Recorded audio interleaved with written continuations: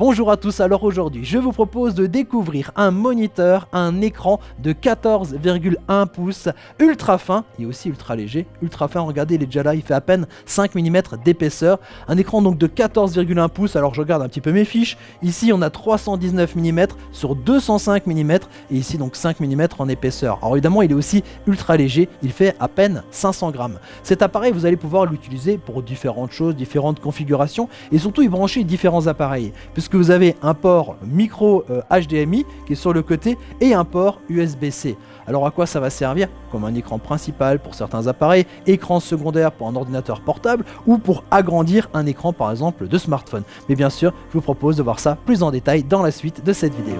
Alors la première chose qui saute aux yeux lorsqu'on est devant cet écran, outre le fait qu'il soit hyper fin, c'est la qualité d'image. On est ici sur une dalle IPS avec un rétroéclairage LED, ce qui permet d'avoir des contrastes élevés et des couleurs très vives. Et franchement, la qualité est juste hallucinante. Je me demande d'ailleurs mais si c'est pas mieux que l'écran de mon ordinateur portable. Aussi au niveau de la résolution, on est même si on est sur un écran donc de 14,1 pouces, on est sur une résolution donc Full HD 1920 par 1080 pixels et donc forcément voilà, l'image est énormément agréable à regarder. Allez, on va faire le tour de l'écran et ici sur ce côté, vous avez 4 boutons qui vont vous permettre de faire différents réglages. Il y en a 2 qui servent à régler la luminosité. Ça, c'est sympa comme tout, parce que si vous êtes en extérieur, vous allez devoir monter la luminosité de l'écran. Par contre, si vous êtes tranquillement dans votre lit en train de regarder un film, là vous allez pouvoir l'abaisser donc directement ici sur l'écran. Il y a les 2 autres boutons qui vont vous permettre de régler le volume sonore. Alors évidemment, ça n'a pas un son de home cinéma, DTS, Dolby Surround. Par contre, ces petits haut-parleurs de 1 watt en puissance de crête suffisent voilà, pour pouvoir écouter le son quand vous êtes à proximité de l'écran. Alors puisqu'on parle de son, eh bien, il y a aussi cette prise mini jack directement ici sur l'écran pour pouvoir vous isoler au niveau du son. Par exemple, si vous travaillez dans les transports ou là encore une fois, si vous regardez un film dans le lit que vous ne voulez pas déranger le voisin et la voisine. On continue à faire le tour et de l'autre côté, vous avez donc les connectiques. Alors à savoir qu'il y a donc 2 prises USB-C et une prise mini HDMI. Sur les prises USB-C, regardez, il y en a, elles sont un peu différentes. Il y en a une qui va servir uniquement à l'alimentation, c'est-à-dire qu'il n'y a pas de batterie intégrée au niveau de cet écran. Si vous cherchez des écrans avec une batterie intégrée, je vous mets quelques liens ici dans la description de la vidéo. Alors par contre lui, donc vous allez devoir brancher un petit câble USB-C pour pouvoir l'alimenter donc en électricité sur un adaptateur de téléphone ou éventuellement directement sur un ordinateur portable si vous en avez un juste à côté. Et puis vous avez donc cet autre port USB-C qui va vous permettre de brancher les périphériques USB-C.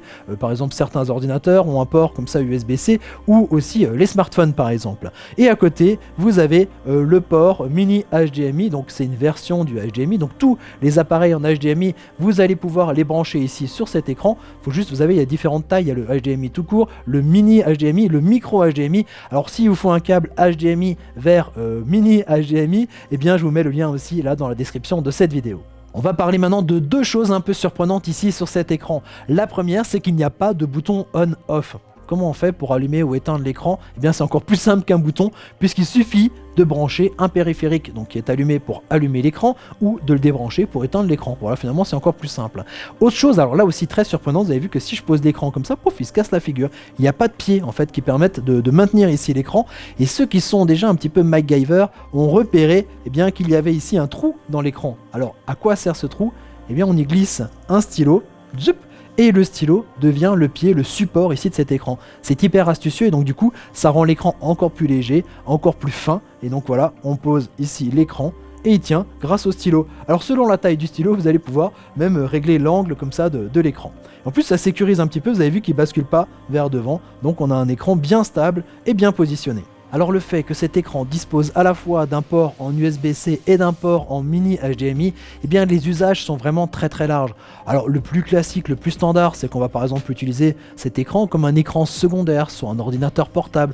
Quand on fait du télétravail, c'est plus agréable d'avoir 2 écrans. Donc soit les écrans clonés, donc avec la même chose dessus, soit une extension d'écran. Donc là, vous doublez comme ça la surface de votre bureau sur l'ordinateur. Ça c'est classique. L'autre truc un peu classique, c'est en branchant par exemple directement le smartphone téléphone ici à cet écran.